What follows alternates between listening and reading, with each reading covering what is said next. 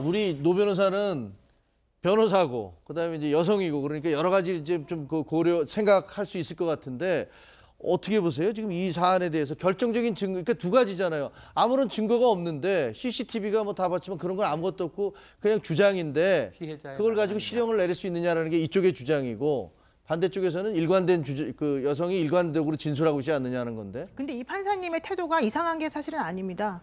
대부분의 성추행이나 성폭행 관련된 사건에서는 네.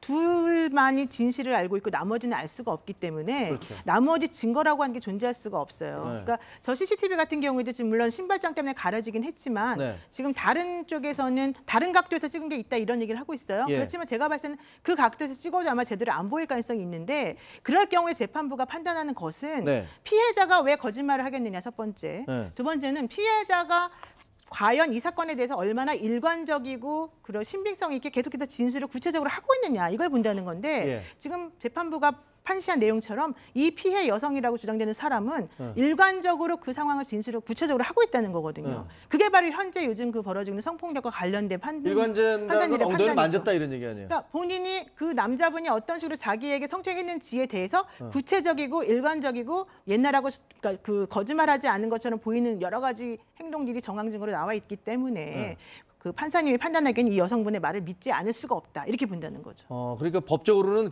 충분히 그렇게 판단할 수 있다. 근데 저는 사실 그 부분이 요즘에 가장 딜레마라고 봐요. 저는 사실은 그 여성 피해자 입장에서도 많이 소송을 하고 또 남성 가해자라고 부르는 사람들 입장에서 많이 해요. 양쪽의 입장에서 보게 되면 이런 사건 상당히 억울한 사건일 수밖에 없어요. 남성은 아니라고 계속 주장하는데 사실 객관적인 증거는 하나도 없는 거잖아요. 그러니까요. 그러면은 판사님들도 마찬가지. 뭘 보고 판단하느냐? 그게 바로 판사 마음이라는 거예요. 근데 혹시 1,000만 원을 요구했다라는 부분이 결정적인 게 아닐까요? 1,000만 원을 요구했는데 안 줬다라는 부분이 만약에 사실이라면 혹은 1,000만 원을 달란 적이 없다라고 이렇게 양쪽에 주장을 하고 있으니까 이게 상당히 근데 1,000만 원을 요구한다라고 해서 성추행을 반드시 안 했다고 볼 수는 없죠. 왜냐하면 성추행을 했어도 1,000만 원이라고 하는 건 나머지 다른 사정인 것이고 실제 돈을 주고받았는지 안 받았는지 모르겠지만 돈을 달라라고 하는 말을 설사 있었다 치더라도 그것이 있다고 해서 성추행이 없었다라고 볼 수는 없기 때문에 이건 어렵죠. 이게 너무 정말 어렵네요. 저는 이게 인성으로 집중이 돼요. 이 양측의 이야기를 들어보면 이 부인과 또 이제 당사자, 그러니까 어찌 보면은 이제 피고죠. 6개월 실형을 받게 된 이분은 어떤 얘기를 하고 있냐면 이게 어려운 자리였다. 윗사람을 많이 모시는 자리였다. 그래서 굉장히 힘든 어떤 회식 자리를 내가 주관하고 관리하는 입장에서 성추행을 할 겨를이 있었겠느냐. 이런 말도 안 된다는 하소연을 하고 있는데 지나가면서 했다는 거죠, 그렇게. 지나가면서. 근데 이 여성 쪽에서는 무슨 얘기를 하냐면 또 이 인물을 뭐라고 평을 하냐면 정말 시치미를 딱 댈 정도로 대범한 인물이다. 대범한 성격의 사람이다. 이렇게 얘기를 하고 있거든요.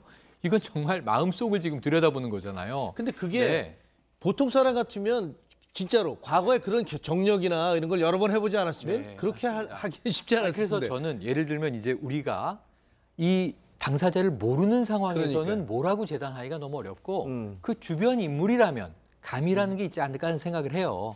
예를 들면 뭐 우리 저 부장님 같은 경우에는 그런 일을 능히 할 수도 있는 분이지라든가 혹은 그렇지 절대 그럴 분이 아니지라든가 그 주변에 아마 품평들이 있을 거예요. 그게 가장 문제예요. 네. 왜냐하면 평상시에 그럴 만한 사람이었다 하더라도 정말 그 순간에 그런 행위 했는지는 별개이기 때문에 그렇게 판단할 수 없는데 문제는 이렇게 아무것도 없을 때 판사님들이 항상 판단하는 게 바로 그 정황 증거들, 주변 사람들 말 이런 거 보고 하거든요. 그러니까 이게 바로 캐릭터 증언이라고 하는 것과 관련된 내용들이죠. 캐릭터 증언. 왜냐하면 그 사람의 성격상, 그 사람의 과거 행적상 저랬을 것이다. 하고 다 추측이거든요.